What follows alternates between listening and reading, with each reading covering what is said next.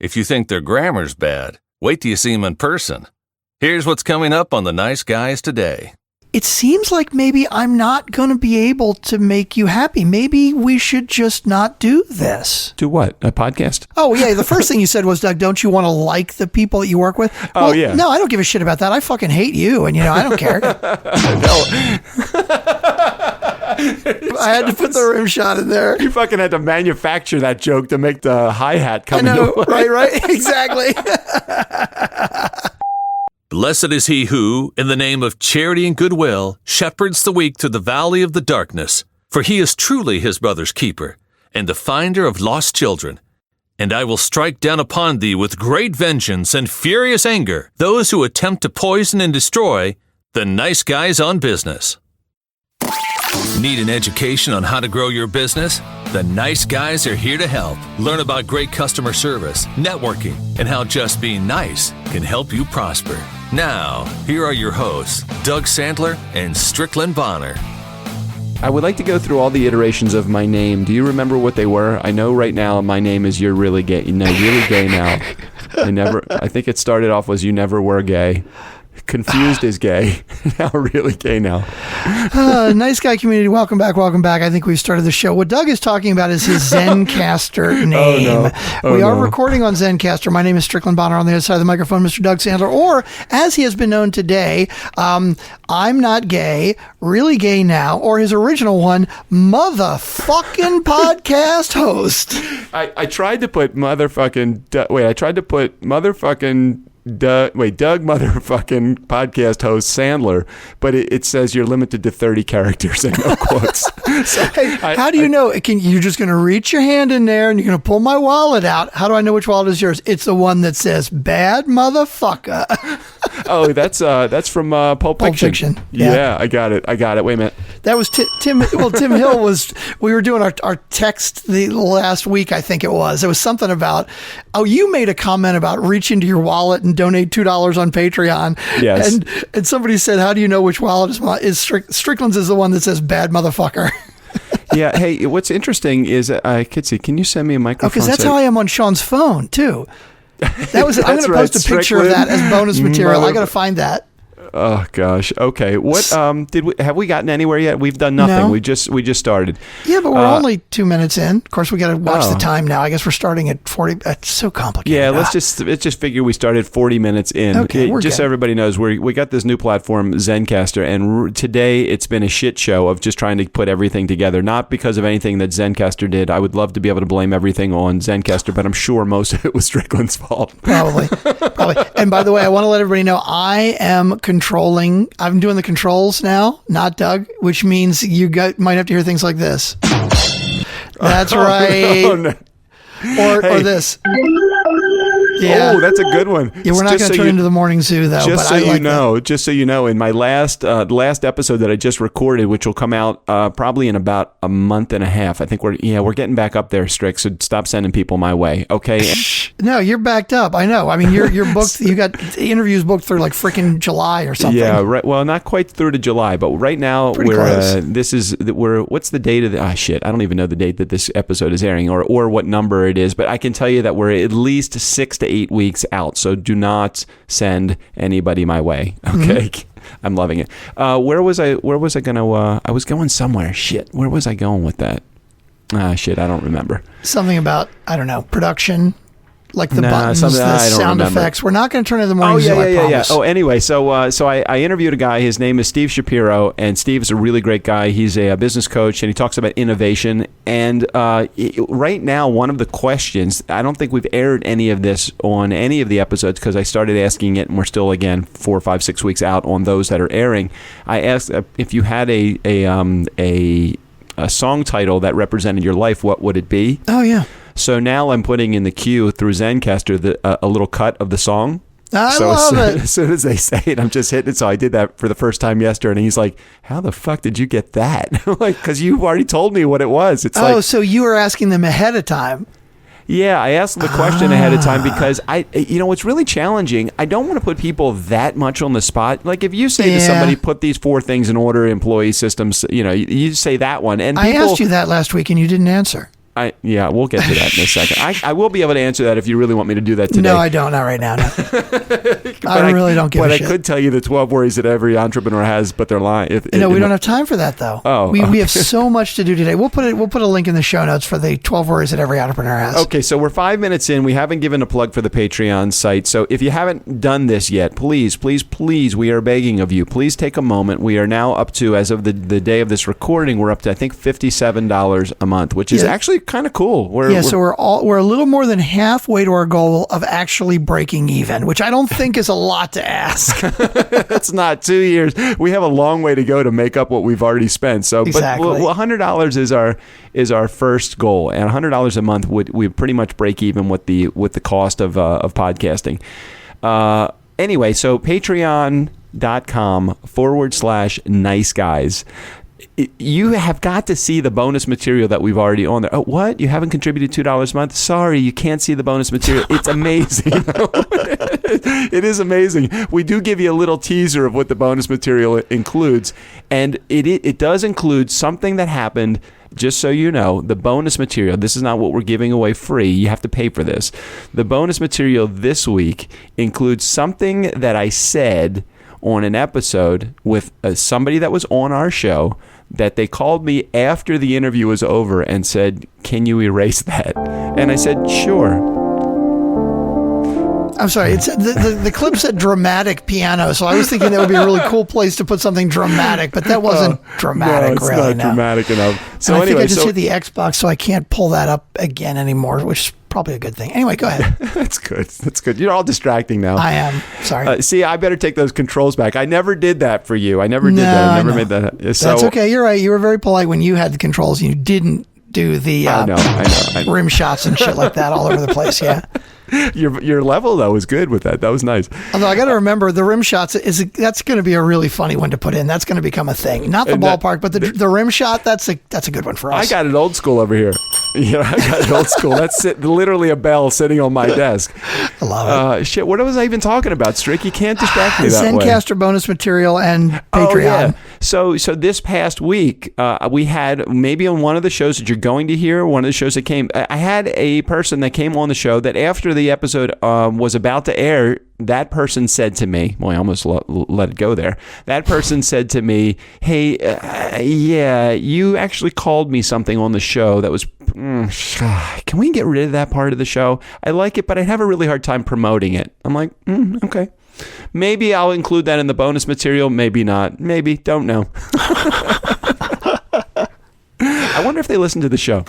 I don't know. That's a good question. I listened to a couple of episodes of their show, but it was early on, and I think they've gotten better since then. Can I say this? Okay, make a note. At 46 minutes, you need to beep out the last 30 seconds. Okay, just put that pleasant hold music on. That's what I've got to do. I've got to find the clip of that. I'm going to see if I can add that right now. That's really good. Okay, Strickland, you have you came to the table prepared this week. It sounds we like have topics from our text group. All right, I really do think we're gonna have to make one of the levels of Patreon donations where you can join into our text group, because or it's going to be a hang on. Yeah, Mar says I think it's Slack. It's going to be a Slack that's group. It. We're going to turn it into a Slack group as soon as we get our shit together. What is Slack? Well, that's what we're going to find out. But anyway, we got a number of topics from people who are in our little chat group and text group, and they had some really good ideas. And the ones that I liked, there were two that I really liked. I don't have sound effects on my side. I thought maybe I would have the bell or the buzzer. No, that's what I've been telling you, is that only the person who is controlling and logged in gets the controls. That's the whole point. I need the things to do over on the side. No, you don't. No, just focus on talking. That's what you do best. All right, you just work on that, Doug. All right. So, one of the topics was sacrificing long-term gains for short-term losses.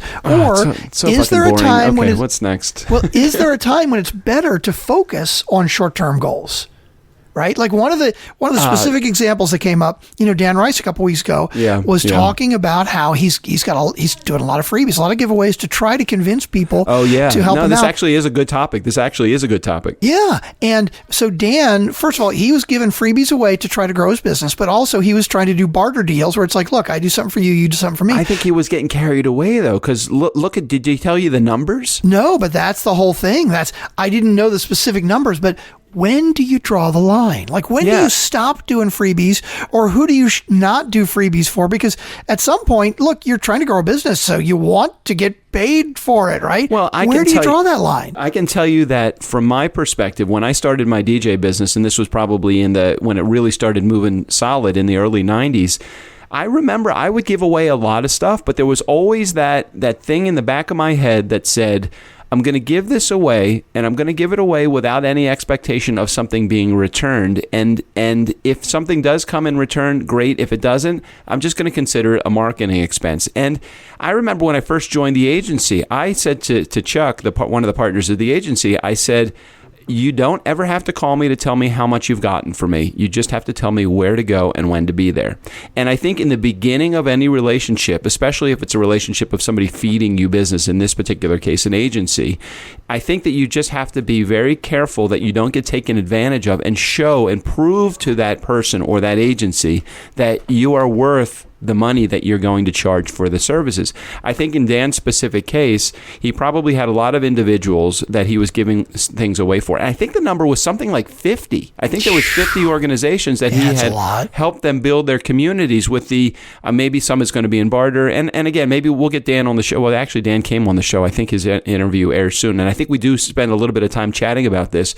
You have to kind of understand that when you give it away, you have to put the same amount of energy into it, whether you get paid for it or not, but you've still got to leave time for yourself to be able to do what you do. Like, if you're a real estate agent, you're selling houses right now, would you walk into somebody's house and say, I'm pretty new at this, so I'm going to do the first maybe 20 of these free? No, because you have a broker that would say, you dumb ass, you can't do that.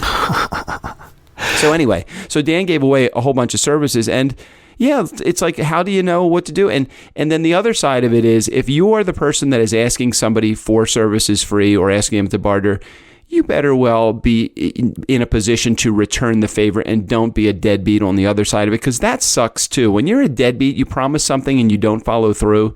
Man, I just want to that hurts. It hurts you and it hurts them, and it soils your reputation, and it definitely puts a black mark for you in the market, and people will remember that. I mean, do you see it that way too?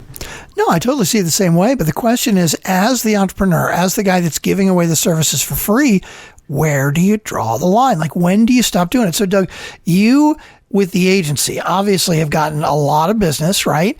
And do you still do as many freebies as you used to do? No. The reason I don't is because they keep my schedule so busy. And I think the other side of it is that I've proven to them and to the clients, to the market, that I am worth the money when it comes down to it. I still put it out there to Chuck. I'm like, hey, Chuck, if you need me, I'll be there. He's called me plenty of times I got a couple $100 for a job just to pay, some gas expenses and stuff. And I'm be happy to do it, when normally, I'll go out $4,000 to $6,000. I don't need to do a free job anymore, but I do it because I think it just shows the relationship is valuable to me. And I think that you have to get to a point where you just say, I can do a free job, but I also need to put money in my pocket too. If you continue doing free stuff, and then you're never going to have time to actually get paid to do what you do. True. Very true. So, sacrificing long-term gains for short-term losses, right? Is there a time when it's better to focus on the short-term versus the long-term? There was Zappos and Google talk about hiring the right person for the job, right? And Zappos, for example, has extremely stringent, they know exactly who they want. right? They put you through personality tests, not just skill tests, and they want a very specific type of person that they know is going to get along with the whole team. And so there was a question once of, okay, what if somebody comes in and you got a position open, and let's say it's marketing or it's sales, right? Sales is actually a great example. It's a sales position. And this person is the greatest salesperson since sliced bread. Okay. I mean, they are, you know that they're amazing, and you know they are going to give you short-term gains. They're going to sell your product like crazy, but they're wrong for your culture. They're not the right person to be in the office. No, not Maybe good. You're hurting right now and you need some sales right now. When do you make that sacrifice? No, I think personally, I think that let's look at it from another perspective for a moment, is that I have a very hard time with looking long term. It's almost like I look more short term. I'm like, okay, let's just focus on what we need to do right now. Let me write out my task list. Let me get this stuff done. Let me do everything that I need to do today in order to get, my dad used to call it get the bleeding stopped. You have to pay your bills. So you've got to do that today. I would think that you do almost anything that you need to do to get that without sacrificing those core beliefs that you have. And I think that if you bring somebody to your organization it's not a good culture fit, because that's what you're talking about, right? Like a good culture fit, somebody that you're just going to get some short-term needs met, but on the long term, that's going to be a really crappy person to keep in your organization. Sure, in this specific situation, but we're kind of looking at overall in general, and it's very interesting because what you just said, Doug, it sounds like let's forget this specific situation for a minute, right? Okay. It sounds like what you're saying, and I'm assuming also that this is early on in a business, before you are really kind of settled and have things grown. What you're saying is focus on the short term. Period. Let's get the shit done. You got to pay the bills. You got to stop the bleeding. You have got to bring money in the door right now, which really is a total focus on short-term gains. But what if, you are a settled company a couple of years down the road and you've got a number of employees and things are settled in? It's like, at what point do you shift the focus? Because by the way, I agree with you. I think early on, you want to have like a long-term view, but you can't focus on that. You got to focus on paying the bills and bringing the money in. You should focus on short-term early on. Put it in practical application for you and for many in the community that are listening to this. So let's say that you have this podcast production company, which you've been doing audio production for decades. Hey, Doug, I have a podcast production company. What a great example. It's just a great example. So let's say you do. You have a podcast production company. So, and I'm using you as the live example here. So you right now have put your shingle out and said, hey, I'm going to do this for people. And a few of them you took so that you could, even though you've done 300 and some odd episodes, you're like, okay, I know how to do this for us, but I don't necessarily know the dynamics of working with somebody outside of us. 300 and some odd episodes, I would say that would probably put you in the expert status, not withholding the fact that you've done it for 3 decades, even before that, in the audio engineering side of things. But you said, hey, I want to put this out there and see what it's all about. So you went out and you found a few people that were willing to take a chance on you, and you did it free. So at what point do you say, I'm not thinking about doing this free anymore. I actually want to get paid for this. And so you put that idea out to the universe saying, I think I want to get paid for this now. And lo and behold, somebody landed in your lap, just because of a connection that we have. So now do you say, well, these 3 people that I did it free for, I'm going to go, are you going to continue to do free? Probably to a certain degree. At some point, you're going to say, I don't need the freebies anymore. Sure, if there's something that comes along that I have a personal interest in, or somebody I want to do a favor for, or somebody that I want to do something in barter. But right now the focus is, how do we turn this free venture, like our podcast, like your podcast production company, how do we turn this free venture into something that you can actually make money at? And I think that's been an area where making the conversion is sometimes very challenging for people. They feel uncomfortable that they're now charging. They don't really feel like an expert. They don't know how to market. Those are all of the challenges that many of us, that many people have just in general. It's very interesting that you bring up the specific example, because I hadn't really thought about it, but it is very appropriate. So when I started out, I reached out to a number of podcasting friends that I have that I know do their own production. And I basically said to them, hey guys, I would like to edit and produce a couple of your podcasts in exchange for a testimonial that I would be able to put on my website saying, hey, Strickland does a great job and he made me sound great, et cetera, et cetera. But I set the parameters up right up front with these. I've specifically said, hey guys, I would be happy to edit 2 episodes for you at no charge. Right. And in exchange for that, I would like a testimonial. Write me a quick sentence that says, did a great job, that type of thing. So first of all, not only did I say 2 episodes specifically, but second of all, I had a couple of people that I did the episode for them, and I kind of had to bug them for the testimonial. And yet it was a little uncomfortable to say, hey, look, I did this for you. Can I get it? And everybody came through in spades. It was great, but I did have to bug people a couple times. But I think the first thing that was important was setting the expectation up front. And the second thing that was important was after I did what I said I would do, which was those 2 episodes, I went back to him and said, hey, I'm really glad you like the work. If you would like me to continue, here are my rates. And none of those people continued, which I'm totally fine with. Yeah, totally fine, right. Yeah, and in fact, some of them said, hey, look, I'm kind of early on with podcasting right now. If this podcast takes off and I can make a couple bucks, I would love to pay you to do it. I just don't have any money right now, which, again, totally good with. But it made it easier for me to go back to them and say, hey, I've given you the 2 free ones. If you want to continue, here's what the rate is. Because I told them up front I was only going to do 2. So you got to set the parameters. Yeah, clear list of parameters, clear list of expectations on that side. And then don't be surprised. Everybody that's listening to this in the Nice Guy community, I know that, I ask this to audiences no matter where I speak in the United States, and it's the same answers every time. And one of the things I talk about is this Nice Guy 30. It's returning your phone calls, emails, all the stuff. So I say to people that are in the audience, raise your hand if you've ever not received your phone call back, a phone call that you've made. And I think I've told this story before, Strick. So yeah, I'll do it really quickly. Everybody puts their hands up. Yeah. And then I say, well, how did that make you feel? It made me feel like I wasn't wanted. It made me feel like I was being ignored. It made me feel like I don't even realize if the person got my voicemail. And I said, okay, everybody that's got your hands up, keep your hand up if you have not returned someone's phone call. And everybody keeps their hands up. Right. And I said, wait a second. You're just about to tell me, you told me that you don't feel important. You feel like you don't even know if the person got the message. You don't feel like you're a priority in somebody's life. This is what you're making other people feel like. That's such a great exercise. When somebody doesn't share with you, when somebody doesn't share with you the thing that they said that they're going to do, something as simple as writing a testimonial, come on, people, you've got to live up to your expectations. You've got to follow through with the things that you say. If you don't do that, you're just as bad as somebody that's not returning a phone call, and it's just as bad as you lying to them. So don't get involved in that relationship to begin with. I know you're busy. I know you are. We are all busy.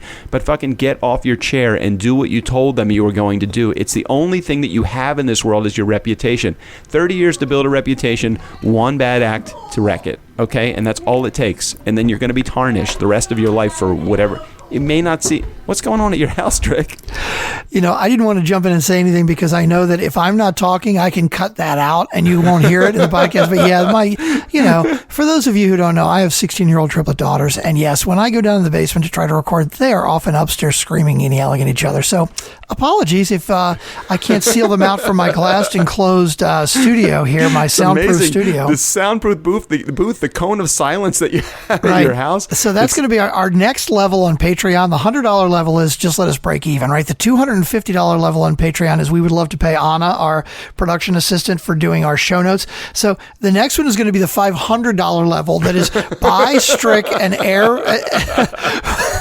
a soundproof glass enclosed studio so we don't have to listen to his damn daughters screaming at each other during the podcasts. Whenever I do interviews and I'm up in New York at the C-suite offices, they have, and I think I might have said this in a previous episode, they have a series of, it looks almost like phone booths, except they're little recording studios, because whenever you're doing anything in New York, what is the one consistent thing that happens in New York? Traffic, right? Yeah, there's traffic, there's sirens, there's everything. And no matter where you are, you could be on the 100th story of the Empire State Building. Do they have 100 stories? Yeah, I think so. I don't know. No matter where you are, you just hear them like they're like right in your backyard. Well, not backyard, but on the back street, back alley.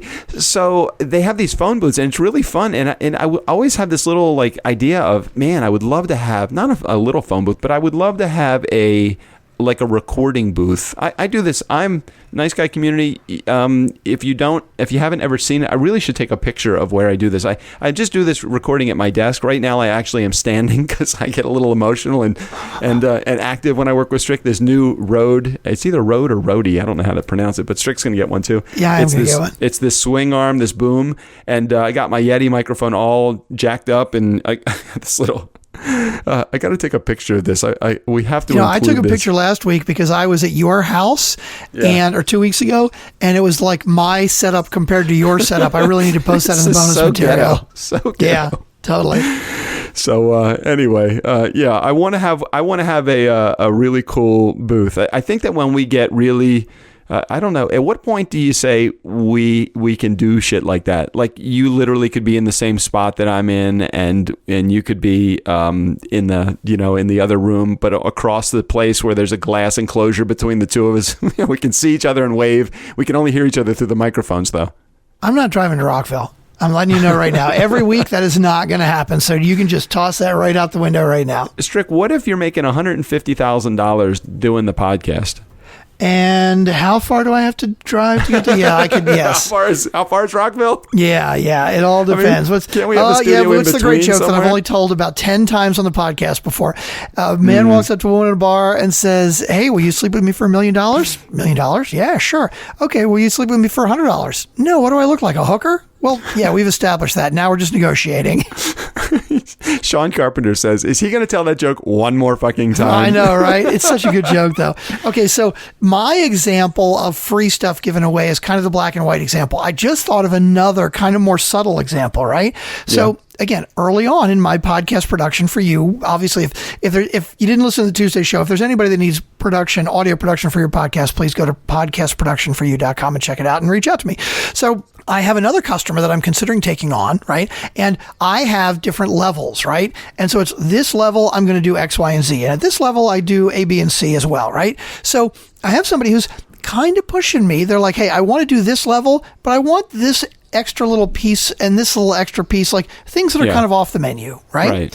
And he doesn't want to pay more for it. And you know what? Early on right now, I'm totally inclined to do that. I have no problem because I want to make my customer happy. I want to over-deliver. Can I tell you how you do that, though? You say, absolutely. If you sign up for a year in advance, I will give you those two things free of charge. Yeah, good idea, right? Like pay for the year up front. Yeah, you pay for the year up front. I'm happy to do it for you. Hey, sorry, I got to make a living too, you know. Right. Well, no, but here's the thing. Early on, I'm totally good doing this because I'm trying to pay the bills, right? I mean, I've got to get the money in the door, but depending on how much extra long term they end up asking for, I need to decide how long I want to keep doing that. And you're right. At some point, let's say 2 months or 6 months into it, if I'm doing these extra freebies and maybe I've got a lot of other customers and I'm deciding that I can't do it for free anymore, at that point, I may have to go back to the customer and say, hey, by the way, these little things are really not included in the package. I've been doing them for you for free,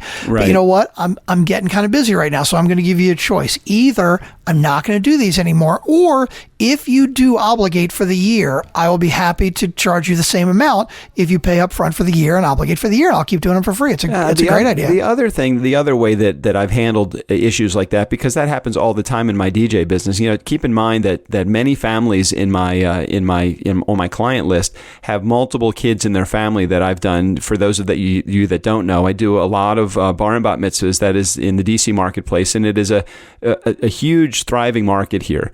So a lot of them are, let's say, 5-6 years in between the first one and the last one, let's say, in the family. And my fees have gone up significantly over the last 4 or 5 years. And they'll come back to me and say, what happened to that price back? They try to negotiate the deal that they had 5 or 6 years ago. And, the line that not line, but the reality of it is, you can see the type of entertainer that I am. You can see that for me, it's not just about the 4 hours of your event, but the entire process of planning your event. And you can see the value that I have. I'm hoping that the value that I have shown you proves to you that I'm worth more than the amount of money that you paid 5 years ago when you negotiated this deal to begin with. And, after a year of doing somebody's podcasting services and you decide that you're going to raise their fees, you kind of give them a little warning ahead of time. Hey, just reminding you that this is what's going to happen next month or in 2 months from now. I'm hoping hoping I've shown you the value that I've been able to offer by giving you these other two services. I can't do that anymore because that wouldn't be fair to the other clients that are paying for those services. And I really do feel like you've gotten a good value from me. Do you feel the same way as I do? People are very, very hesitant to say, no, I don't think that you're worth the value. Well, I agree with those arguments, but like the first things that you said, if I'm looking at it with my wallet and a big ticket item, really a lot of that I'm hearing, but okay. The better argument, or on top of that, I mean, that's totally the first thing you should absolutely say. But the other thing is, and in the event industry, this is easy, but for your industry, you got to figure out how to spin it, right? In the event industry, the other argument that they don't like, but there's really no argument against it, is this is an opportunity cost for me, okay? Your mitzvah, your event is on a Saturday night, okay? If you don't book me for that, I'm going to get 20 more calls between now and that date, and they're going to pay me my book rate. I am happy to give you a little bit of a discount because we've worked together before. But unfortunately, I cannot give up that opportunity cost that much. Now, in your business, it may not be so easy where if you have inventory, but from my end as a podcast producer, I would probably make the argument of, you know what, I did have more free time. And so I had no problem giving you a little bit extra, but I am getting busy and I can't continue to do this for free for you. Right. And I think the value part of it is really critical because I can't believe that somebody would actually try to, not that they would try, everybody tries because they're trying to keep their costs down. But on the other side of it, the reality of what you're doing is you only have a certain amount of time in your week that you can actually do the job. If it becomes a scale, you don't walk into to Burger King and say, that Whopper, I really enjoy it, but I'm not as hungry as I was yesterday. So I don't think I should have to pay quite as much as I paid yesterday because I'm about 90% as hungry as I was yesterday. So I'm gonna take 10% off of the cost of the Whopper. And like, fuck that. No, not gonna happen. Well, and in our industry too, I think with the podcast production, with DJing, obviously nobody is paying $6,000 because of the music you're playing. They're paying for your expertise. They're paying for your personality. They're paying for your ability to, when something goes wrong, that whatever it is, you've dealt with it hundreds or thousands of times before, and that you're going to deal with it and they're not even going to notice it. And that's really what you're paying for, is the experience.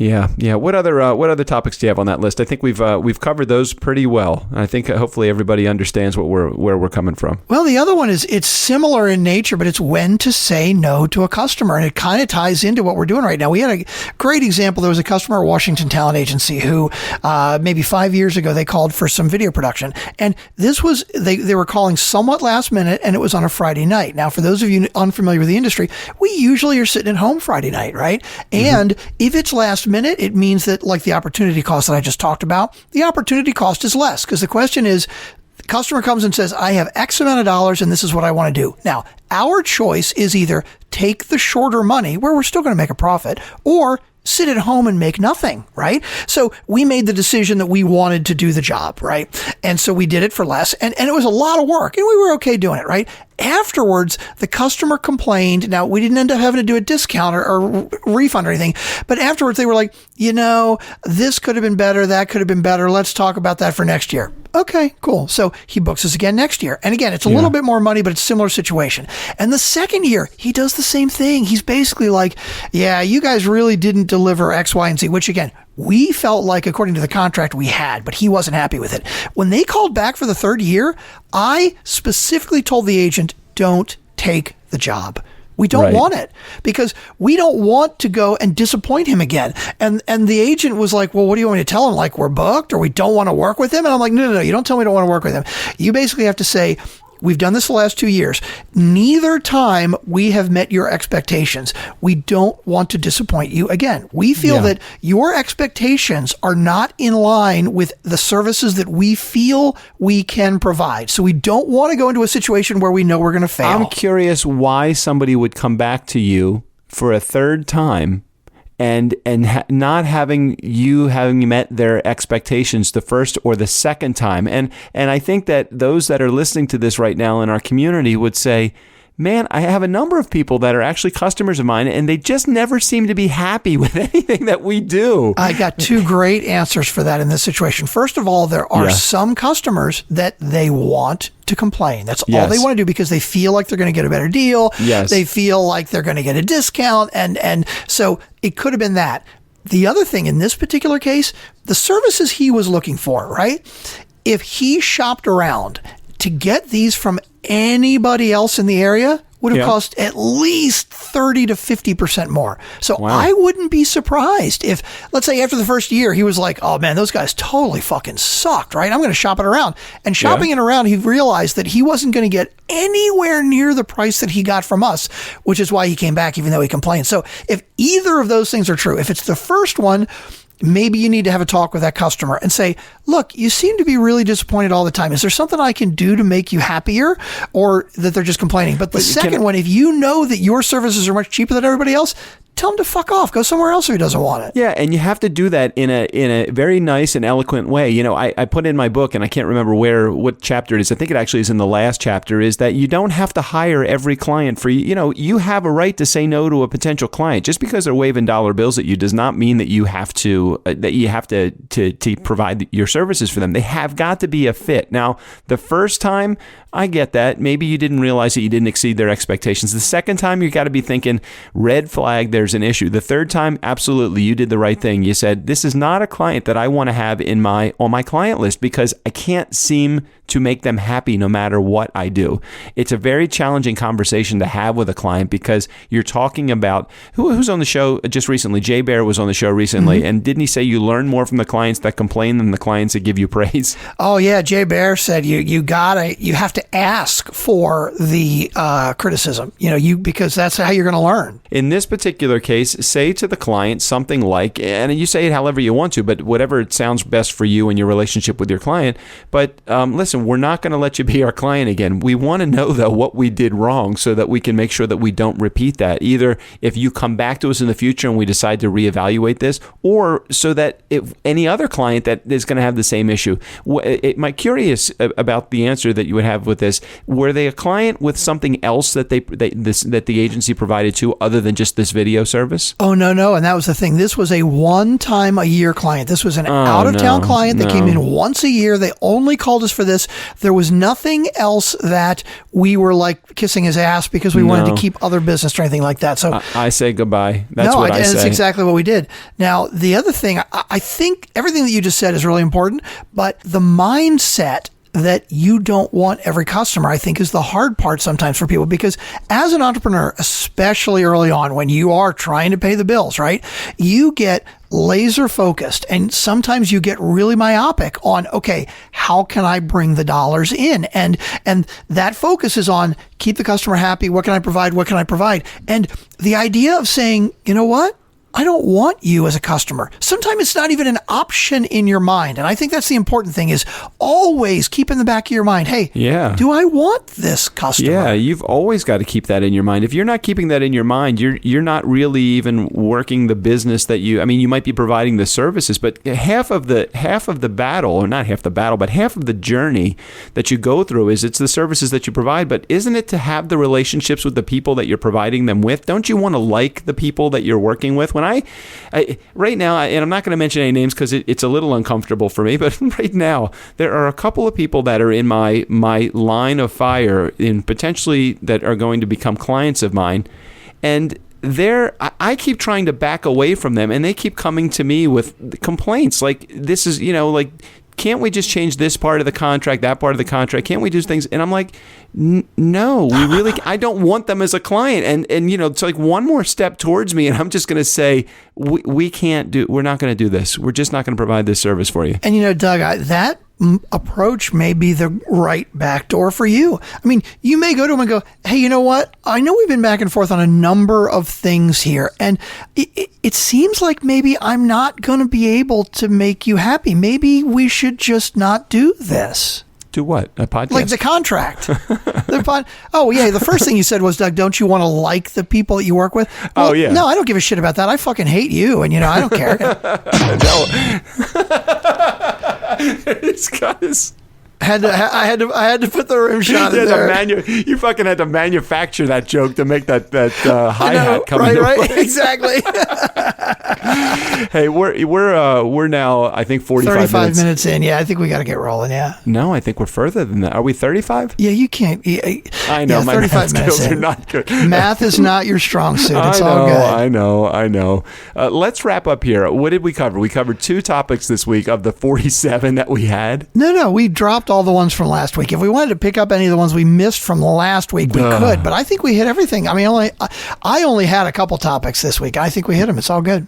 Okay, well then I'll let you do the final stuff on this episode, since you let me run away with it on Tuesday. Oh, ladies and gentlemen, Funkin' fans, thank you guys all so much. Please don't forget to go to patreon.com/nice guys. Every little bit helps. Steve O'Brien, go ahead and take us out of here. For the Nice Guys on Business, and in accordance with my court-mandated community service, I'm Steve O'Brien. Only 27 more voiceovers to go, and then maybe they'll let me leave the state and take this ankle bracelet off.